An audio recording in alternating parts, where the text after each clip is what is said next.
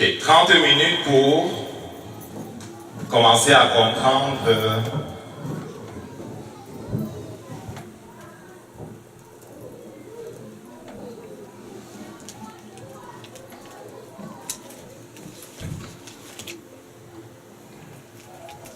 commencer à comprendre ce que Dieu attend de toi. Commencer à comprendre ce que Dieu attend de nous. Tu es créé pour manifester sa gloire. En d'autres termes, tu es créé pour faire sa volonté. Tu es créé pour faire ce que Dieu veut.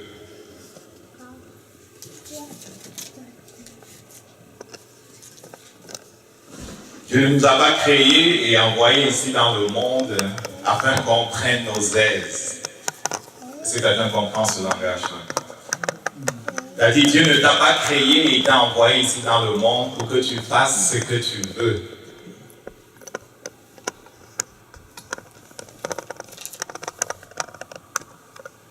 Il t'a créé pour que tu viennes ici faire ce qu'il veut.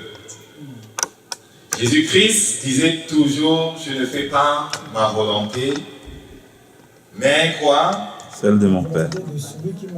La volonté de celui qui m'a envoyé. Je ne fais pas ma volonté, mais la volonté de celui qui m'a envoyé. Et le Saint-Esprit avait dit dans le livre des Corinthiens que si un est mort pour tous, il est mort afin que ceux qui vivent ne vivent plus pour eux-mêmes, mais pour celui qui est mort et ressuscité pour eux. Ma question c'est, est-ce que tu comprends ce langage-là? Est-ce que tu comprends que Dieu s'attend à ce que tu vives pour lui?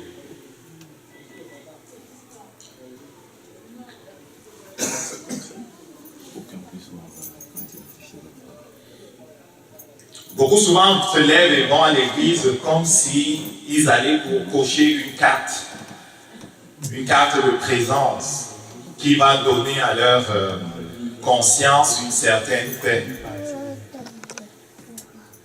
Et une fois qu'ils sont sortis de là, ils reprennent leur vie comme si l'église n'était qu'une page, une parenthèse que l'on ouvre et que l'on referme pour l'ouvrir le prochain dimanche, si on a le temps de venir.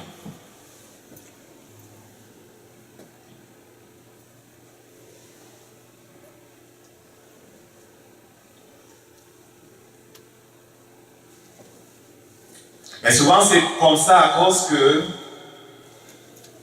on n'a pas compris que le succès, même l'or et l'argent que nous recherchons, ou que les gens recherchent si ardemment, se trouve en Dieu.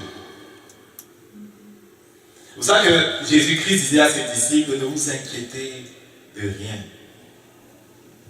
Ne vous inquiétez de rien.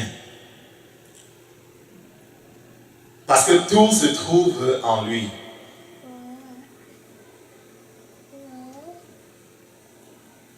Quand j'étais à Strasbourg, je me rappelle, le Saint-Esprit, pendant une période, me parlait avec un seul verset. Et c'était comme continuellement dans mon esprit. Recherchez premièrement le royaume et la justice de Dieu, et toute chose te sera donnée. Il me disait continuellement, recherche premièrement le royaume et la vie, ma justice. Recherche premièrement. Parce que quand on est adolescent, quand on est très jeune là, on a toutes sortes de rêves qui nous sont donnés par les modèles que l'on a observés dans la société.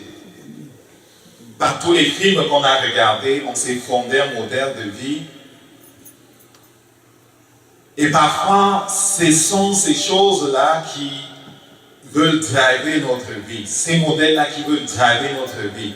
Et donc, parfois, on ne réfléchit même plus et on fait simplement parce que tous nos amis font, ou simplement parce que tous nos oncles faisaient comme ça, ou simplement parce que la société fait comme ça. Et donc, continuellement, il me disait, recherche premièrement le royaume et la justice de Dieu. Et parce qu'il y a eu des occasions où j'aurais pu être dérouté. Il y a eu vraiment des occasions.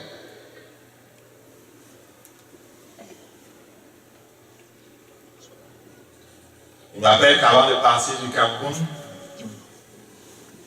parce qu'on était en train de préparer notre mariage, Bénédicte et moi, et qu'elle finissait son DEA et s'apprêtait à faire sa thèse à Strasbourg.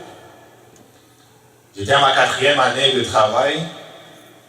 On avait convenu, à cause de ce que Dieu voulait faire avec nous comme couple, on avait convenu que je devais lâcher mon emploi et m'en aller avec elle. Je ne m'en allais pas vers un autre emploi là. Je m'en allais vers la construction de notre couple. Je m'en allais vers quelque chose que je ne connaissais pas.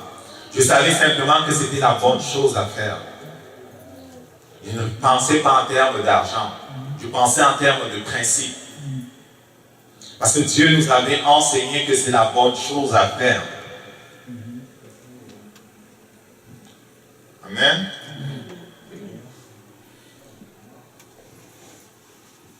Et quelqu'un m'appelle et me dit, écoute, son épouse travaillait comme DRH, je ne sais plus de temps, en tout cas dans les ressources humaines d'une grosse entreprise. Là. Il dit écoute, on cherche un informaticien, est-ce que tu es disponible? Non, parce que je ne vais pas donner les raisons, mais dit non, parce que après mon mariage, je ne sais pas si je lui ai dit quoi, mais dans ma tête, c'était écoute, j'ai choisi d'aller avec mon épouse en France. Je sais que c'est une grosse entreprise, je sais que ce sera peut-être 1,2 million minimum en montant. Salaire multiplié par 4 à cette époque-là pour moi. C'était quoi pour moi? C'était comme 325 000. C'était pas beaucoup. Multiplié par 4. Je n'ai même pas réfléchi, il dit non, c'est pas possible pour moi, mais j'ai un ami, est-ce que je peux te donner un nom? Il dit non, tu étais le premier sur notre liste, si tu n'es pas disponible, on va voir avec quelqu'un d'autre. J'étais le premier de leur liste. J'avais la possibilité de multiplier mon salaire par 4, sauf que ce n'était pas le plan de Dieu pour moi. J'aurais pu faire plein d'argent. Je suis sûr que je ne serais pas où je suis aujourd'hui. Je suis sûr que peut-être je ne serais pas en bon terme avec mon épouse. Et donc il disait, recherche premièrement mon royaume et ma justice. Et plus tard, en recherchant premièrement son royaume et sa justice, il m'a fait comprendre que ce qu'il a fait avec moi, il veut le faire avec toi. Il a mis quelque chose en toi qu'il veut voir manifester. Pendant que je préparais le message, le Père m'a parlé de... Il me montrait cette image-ci, je vais te la montrer. Je vais te montrer ça.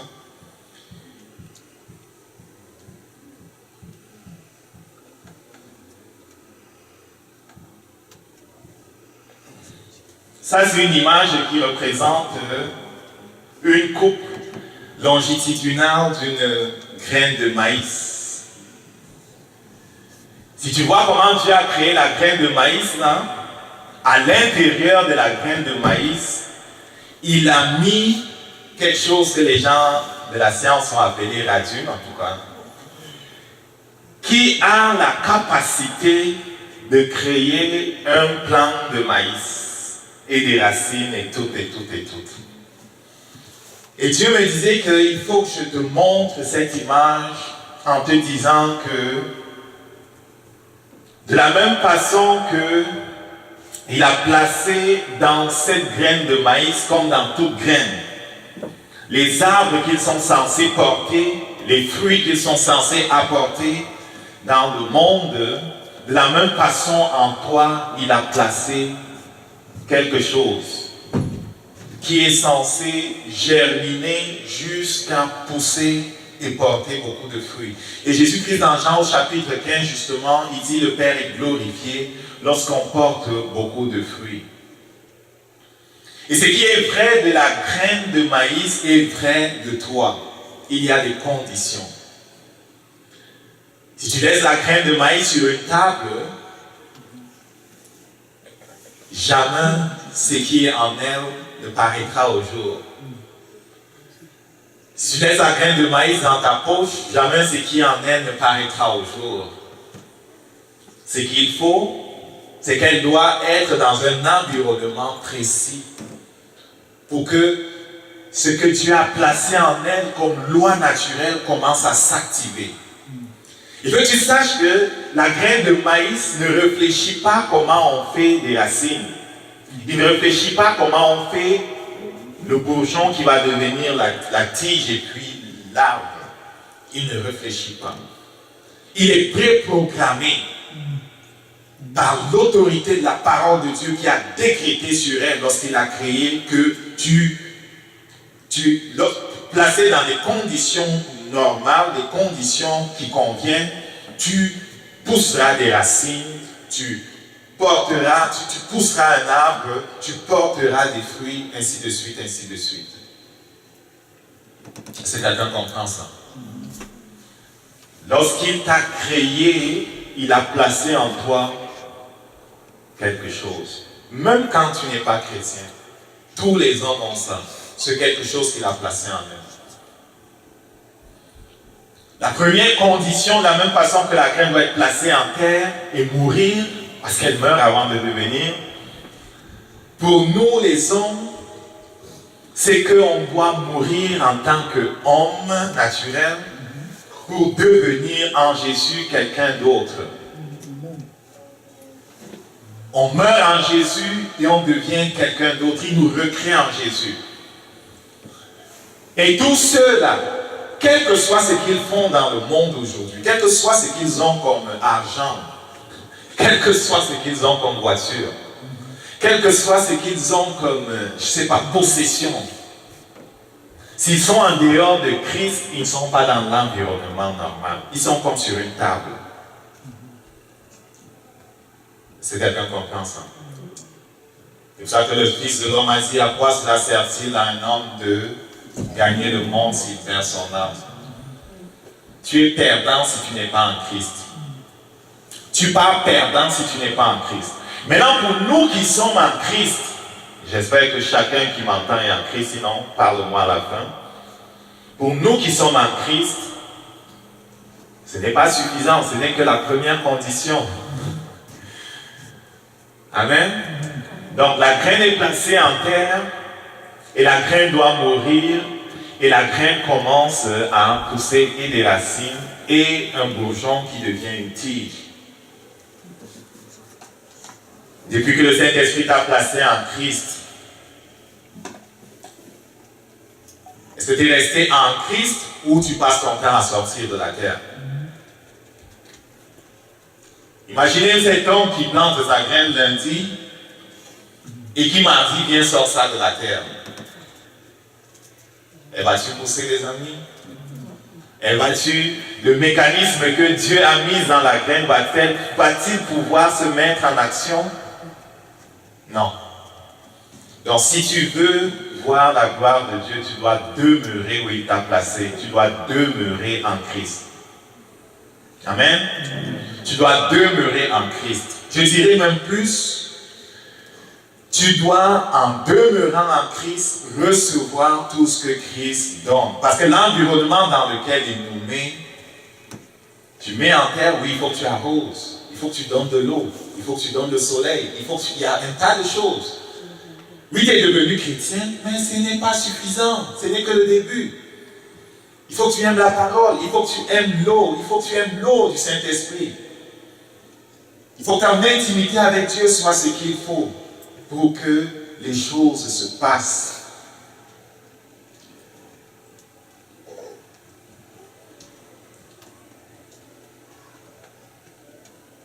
C'est pour ça que dans Jean au chapitre 15, il dit, je suis le cep, le vrai cep, mon père est le vigneron.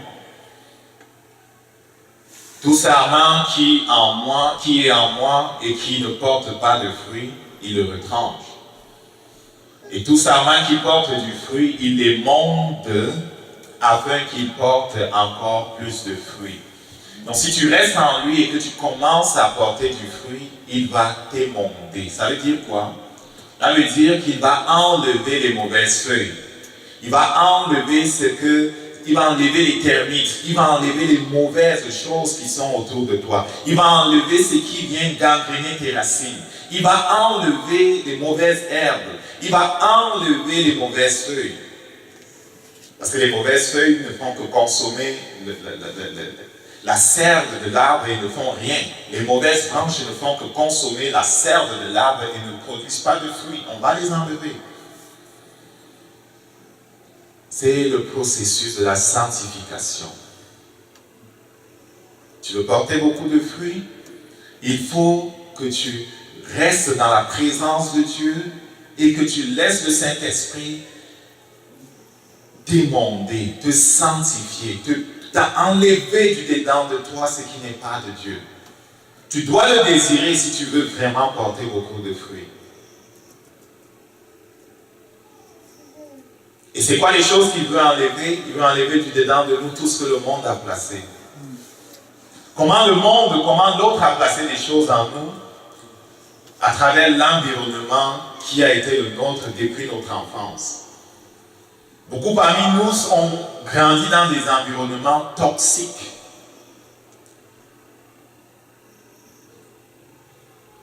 Toxiques. Il n'y avait pas de bons exemples. Peut-être de la part des parents, peut-être de la part des oncles, de la part de la société, de la part des enseignants, de la part des autorités. Il n'y avait pas de bons exemples. Ils ont développé comme des façons de faire qui parfois sont tellement solides que même devenus chrétiens, ils sont comme pognés avec un certain pattern, une certaine façon de réfléchir, une certaine façon de raisonner. Et Dieu savait ça. C'est ça qu'il dit par le Saint-Esprit, ne vous conformez pas au siècle présent. Tu ne peux pas dire que tu es chrétien et ta pensée n'est pas différente de celle des gens de ce monde. Ce n'est pas possible. Oui, c'est possible au début parce que la conversion n'est pas une transformation de notre pensée, c'est notre esprit qui est transformé. Mais parce que l'amour de Dieu est placé dans ton cœur et que tu veux lui plaire, tu vas être attiré vers sa parole et découvrant à la lumière de sa parole qu'il y a des herbes dans ta vie, des mauvaises racines, des mauvaises branches, tu vas crier à Dieu pour qu'elles soient coupées. Amen. Ce n'est pas normal si tu penses comme les gens de ce monde.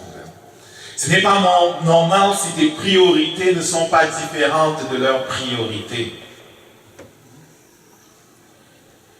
Et quand tu lis la parole de Dieu et que tu vois que la pensée de Dieu est différente de celle dans laquelle tu as été éduqué, les traditions que tu as reçues, tu dois rejeter ces traditions, tu dois rejeter ces habitudes.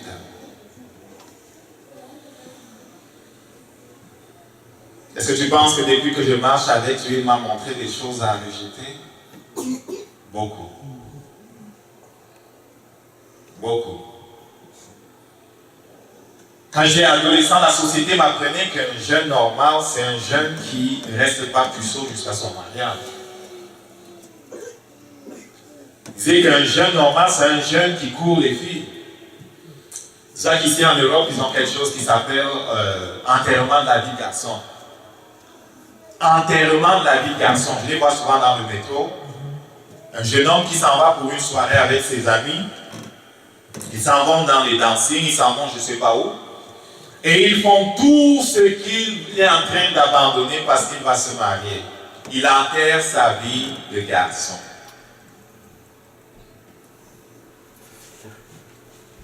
Il va se caser, quoi. Bye bye tous les liliers, les lalas et les lolos.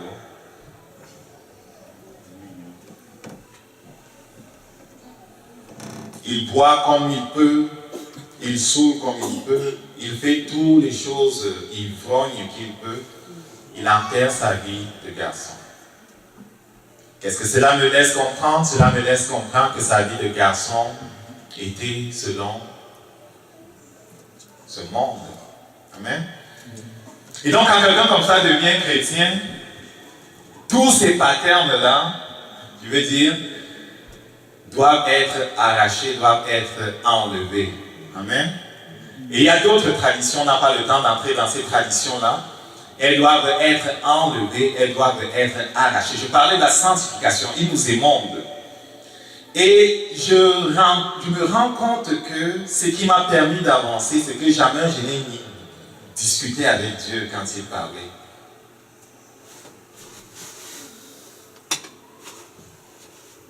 Je n'ai pas cherché à défendre l'Église catholique. Moi, je suis un garçon qui naît l'Église catholique, là, écoute, là. Garçon de messe avec mon petit habit. Et servant à l'église et tout, très engagé. Je n'ai pas cherché à défendre. Mais je faisais des choses que beaucoup ne faisaient pas. Je priais avec des bougies, avec des chapelets, je priais pour les gens qui sont dans le purgatoire, qui n'existent même pas. Je priais pour toutes sortes d'affaires. Amen. Je n'ai pas cherché à le défendre parce qu'il m'a montré que ce qui est important, c'est sa parole. Donc, il dit, il a mis quelque chose en toi. Cette chose pour qu'elle pousse, tu dois être en Christ. Pour qu'elle se manifeste, tu dois être en Christ. Et une fois que tu viens en Christ par la nouvelle naissance, il va t'émonder. Il t'émonde à travers sa parole. L'obéissance est nécessaire. Amen. Au verset 3, il dit, déjà vous êtes purs à cause de la parole que je vous ai annoncée. Demeurez en moi, je demeurerai en vous. C'est comme s'il dit, si tu sors de moi, je ne peux rien faire. Ils sont nombreux qui pleurent, que ma vie est ceci, Satan a bousillé mes finances, il a bousillé ci, il a bousillé ça. Tu étais en Dieu, il a bousillé. Je ne suis pas sûr. Je ne suis pas sûr. Je ne suis pas sûr. Mais il y a une bonne nouvelle ce matin. La bonne nouvelle, c'est que quel que soit ce que Satan a bousillé pendant que tu faisais le fou, Dieu renouvelle même tes années qu'il a bouffées. Joël 2, même je pense que c'est ça, Joël 2, verset 25. Dieu renouvelle même les années que Dieu aurait bouffées de ta vie. Mais la condition est encore que tu choisisses de tourner le dos à ton passé, que tu choisisses de demeurer en Dieu. Amen. Ton passé n'est pas supposé de déterminer ton avenir. Ce que Dieu a placé en toi là, ce que Dieu a placé en toi est grand. Et l'Esprit de Dieu est plus grand que tous. Et quel que soit ce que Satan a magané dans ta vie, je suis là pour te dire, il y a de l'espoir pour toi ce matin. La condition, ce sera toujours celle-ci. Veux-tu demeurer en lui? Veux-tu suivre ses plans? Il dit, s'il ne demeure attaché au sein, il dit, demeurez en moi et je demeurerai en vous, comme le sarment ne peut rien de lui-même, ne peut pas de lui-même porter du fruit s'il ne demeure attaché au sein. Ainsi, vous ne pouvez pas non plus si vous ne demeurez en moi. Tu ne peux pas t'en sortir tout seul. Je suis là pour te dire, quel que soit ce qui est ton passé, quel que soit ce que Satan met dans ta tête comme mensonge en disant c'est impossible, je suis là pour dire que tu t'approches d'un Dieu de l'impossible. Mais tu ne peux pas t'approcher avec un pied. Tu dois être avec deux pieds, tu dois être avec tout ton corps, avec tout ton cœur. C'est ça que la profession de foi que l'on trouve dans Deutéronome 6 au verset, dans le livre de Deutéronome chapitre 6 verset 4 à 5 dit ceci, écoute ô Israël, l'Éternel, votre Seigneur est le seul Seigneur. Tu aimeras l'Éternel ton Dieu de tout ton cœur, de toute ton âme, de toutes tes pensées, de toutes tes forces. Est-ce que tu vois la moitié là-dedans? Est-ce qu'il y a la moitié là-dedans? Ils sont nombreux ces chrétiens qui disent ça ne marche pas. La parole qu'il a mise en toi, de la même façon que ce qu'il a placé dans la graine, est puissant pour emmener à la vie et dans ce monde ce que Dieu a placé en toi. Tu es préprogrammé pour réussir. Dis après moi, je suis préprogrammé pour réussir. Est-ce que tu comprends ça? Peut-être que tu ne comprends pas. Dieu a placé en toi quelque chose qui, lorsque l'environnement est normal, cette chose-là, l'environnement normal, c'est ta volonté, tu dois être d'accord. Ta volonté est là aussi. Mais quand ta volonté est là et que tu restes dans Christ, cette chose-là se met en marche. Et Satan ne peut pas stopper ça.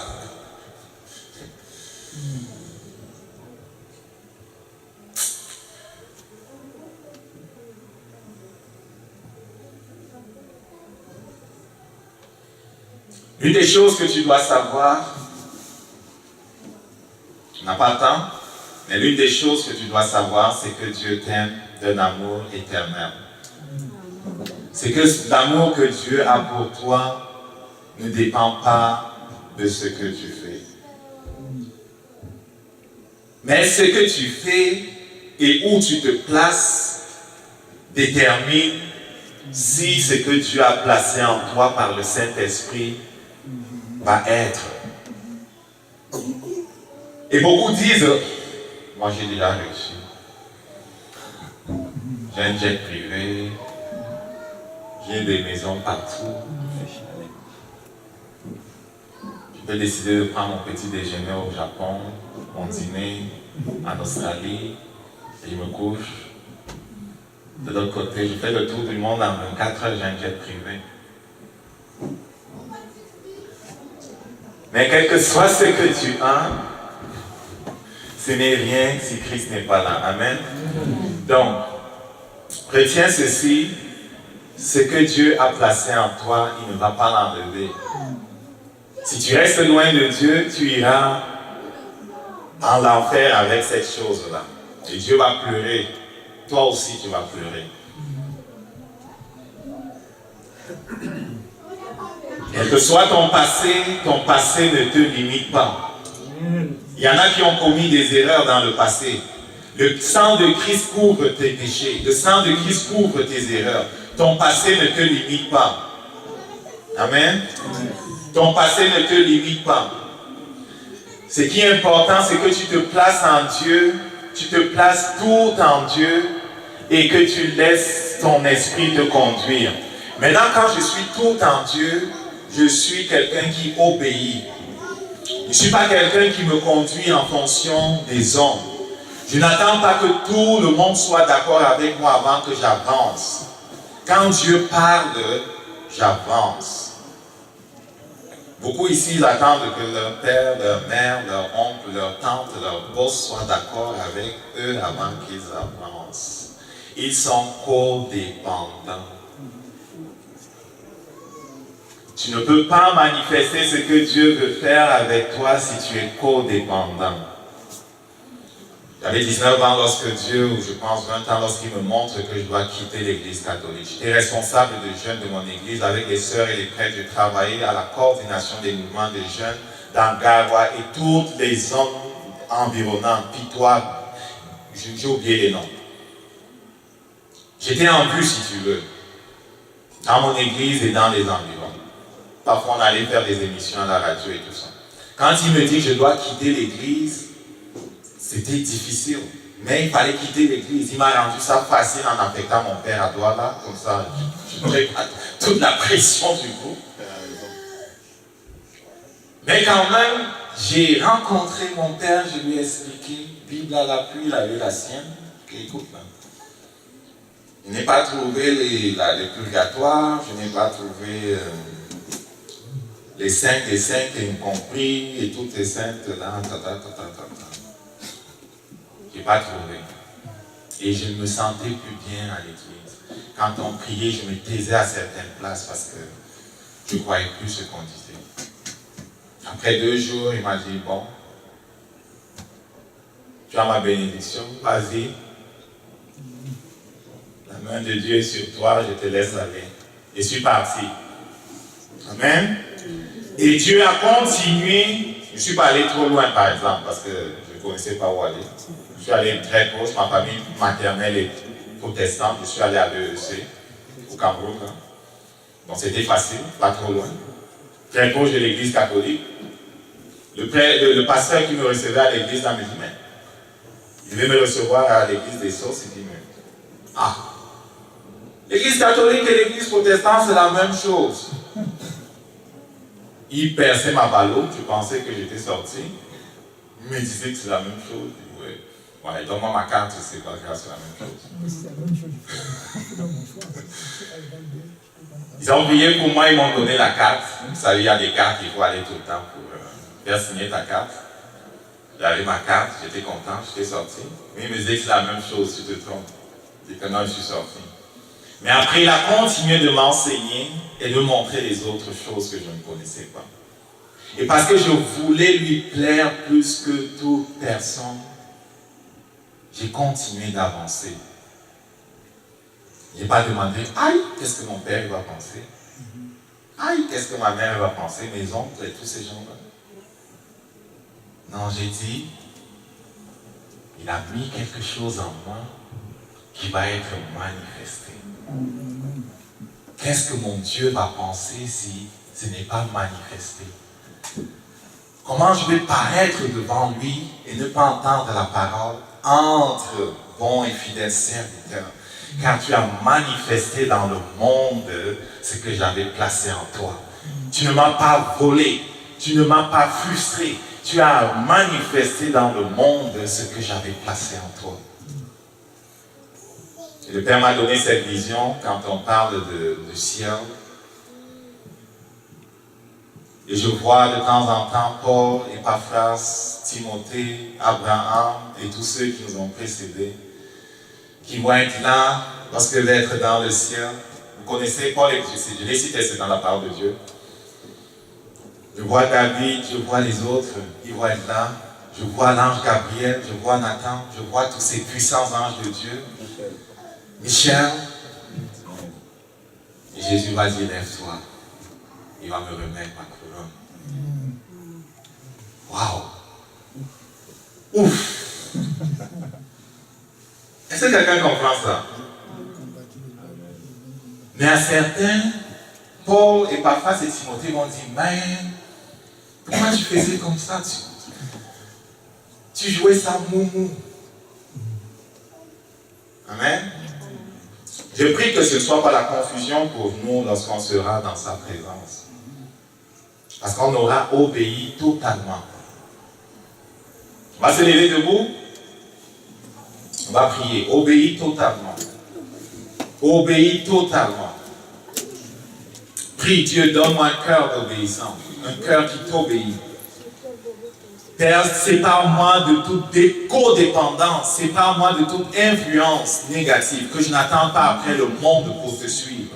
Je n'attends pas après, je ne sais pas quoi pour te suivre, mais que je fasse ta volonté. Prie sincèrement cette prière-là.